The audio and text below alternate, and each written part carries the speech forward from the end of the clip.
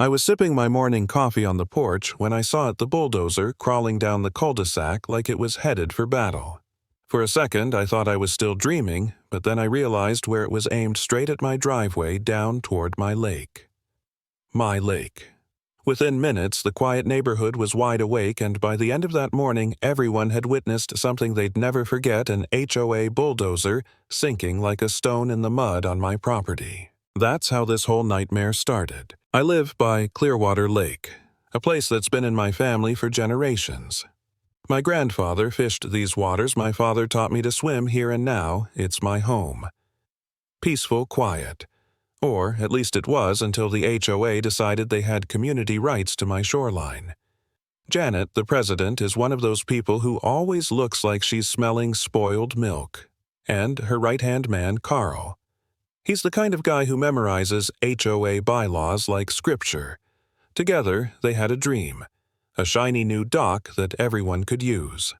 Boat launches, jet ski, parking, fishing stations, all built right on land that legally belonged to me. They'd been talking about it for months, trying to spin it as a community improvement project. But every map at the county office showed the same thing: that shoreline was private. My private land. I told them no at every meeting. I thought that was the end of it. Turns out, Janet doesn't take no for an answer. So there I was, standing in my driveway while the bulldozer roared closer. Janet yelled over the engine, "We're moving forward today. The dock committee approved it unanimously." Carl was waving papers in the air like he was holding the 10 Commandments, and the driver, some poor contractor, looked more confused by the second. I walked calmly into the middle of the drive, heart pounding, but face steady. "Stop the machine," I said flatly. Janet pointed at the lake and barked, "Keep going. Don't let him intimidate you." Neighbors started pouring out of their houses in pajamas, coffee mugs, and hand phones up recording. I raised my voice loud enough for everyone to hear. "If you move another inch, you'll be explaining to the sheriff why you drove heavy equipment onto private land without a permit." The driver hesitated, sweat running down his face. He looked at Janet, then at me, then at the crowd, filming every second. Finally, with a cough of exhaust, he killed the engine. Janet spun on him like he'd betrayed an empire. "What are you doing?" "We had approval." The guy just shook his head. "Lady, I was told to clear a path for a dock, not start a civil war." Neighbors actually laughed. The crowd cracked. Janet jabbed her finger at me, snarling, "This isn't over. The HOA will not be bullied by one stubborn homeowner." I thought maybe that public humiliation would slow her down. I was wrong. Later that day, I found a letter in my mailbox accusing me of obstructing community development. Signed by Janet herself, pen pressed so hard it nearly ripped through the paper. That was her first real move. The following week, they tried again. This time, 2 bulldozers rolled down my drive, Janet leading the charge like Napoleon. Straight to the shoreline, she barked. I held up the county property map, bold lines showing my parcel, but she didn't care. The first bulldozer hit the silt bank, and I almost pitied the driver. Almost. Within seconds, the machine tilted one track, sinking deep into the mud. The second driver tried to help, but his rig slid too. Gasps rippled through the crowd, then laughter. The first bulldozer groaned forward, bucket dipping into the water with a splash that soaked Janet head to toe. I couldn't resist. Told you the lake doesn't share well. By the time tow trucks dragged the machines free, the HOA's big project looked like slapstick comedy. Videos spread online, neighbors joked at the gas station. But Janet didn't laugh. She doubled down. The next morning, another letter arrived, this time from their lawyer. They were suing me for obstruction for interfering with community development and, unbelievably, for damaging their bulldozers. I sat on my porch letter trembling in my hands, and for the first time I felt it doubt. What if they drained me in court? What if all this property I fought for slipped away under endless legal fees? For a few dark hours, I thought about selling, moving away, letting them win. Maybe they were right. Maybe I was the selfish one. Then the contractor called. The same guy who'd refused to drive through me. He said Janet stiffed him on payment and he'd gladly testify against her. "She's insane," he muttered. "You've got neighbors backing you, drivers backing you. You're not alone." That phone call snapped me out of it.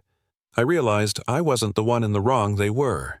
And if Janet wanted war, I'd fight it on every front. Court was the turning point. Their lawyer thundered on about malicious obstruction. Carl shuffled his papers like they were gospel, and Janet sat there nodding furiously. My attorney stood calm as ever and laid out the evidence. Property deeds, county records, no permits filed. Then he played the videos. The entire courtroom saw the bulldozers sink, heard Janet shriek, push through right before disaster struck. Laughter rippled through the benches. Even the judge cracked a smile before she composed herself. The HOA's case collapsed right there. The judge dismissed most of their claims, even scheduled a hearing for my countersuit on trespass and property damage. Janet's face turned crimson. Carl stared at the floor.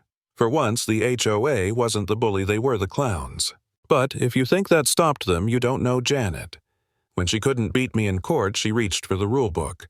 Suddenly, I was cited for everything uneven gravel in my driveway trash cans visible from the street porch furniture not harmonious with neighborhood aesthetic. Orange slips nailed to my fence stuffed in my mailbox. At first, I felt drained. Paperwork piled up fines stacking in the hundreds. I thought maybe this is how they'll win death by 1,000 cuts. Then I noticed something strange. The more ridiculous the citations got, the more the neighbors laughed. Someone made a meme about my gravel, calling it the real threat to community safety. Screenshots spread faster than HOA letters. Janet thought she was burying me, but she was digging her own grave. That's when David, a board member, pulled me aside. "Look," he whispered, "a lot of us are sick of Janet. She's burning everything down just to hurt you. If we flip one more vote, she's out." That vote belonged to Linda, a woman Janet had convinced I was the villain. I didn't argue with her. Instead, I left a package on her porch, photos of vandalism, copies of the bogus citations, and a video compilation of Janet screaming at bulldozer drivers while the machines sank. A note on top. Make up your own mind.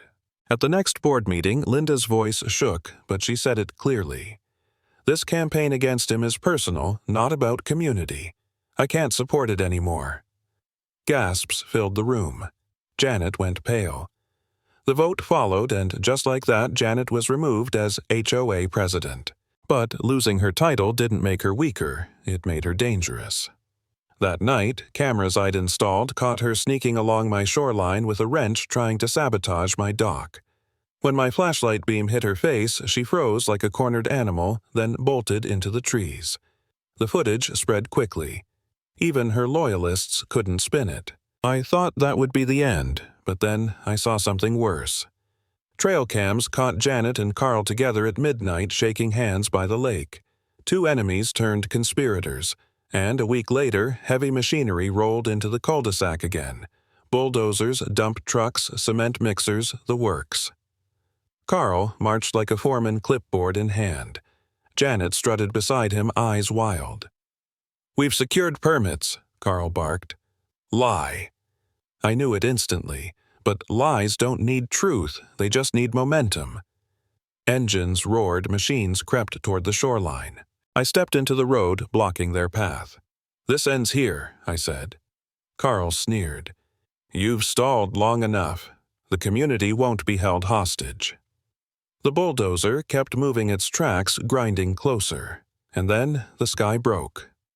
Rain poured down in sheets, the ground turned slick, and the machine hit the same cursed silt bank as before. With a groan, like steel in pain, the bulldozer slid forward, nose first, into the lake. Water swallowed it up to the cab driver, scrambling out as neighbors screamed and filmed. Another machine skidded dangerously close, mud spraying like fireworks. Janet shrieked incoherently. Carl shouted orders, no one followed. The storm howled, drowning out everything but the chaos. Sirens wailed. Deputies arrived, county officials swarming the site.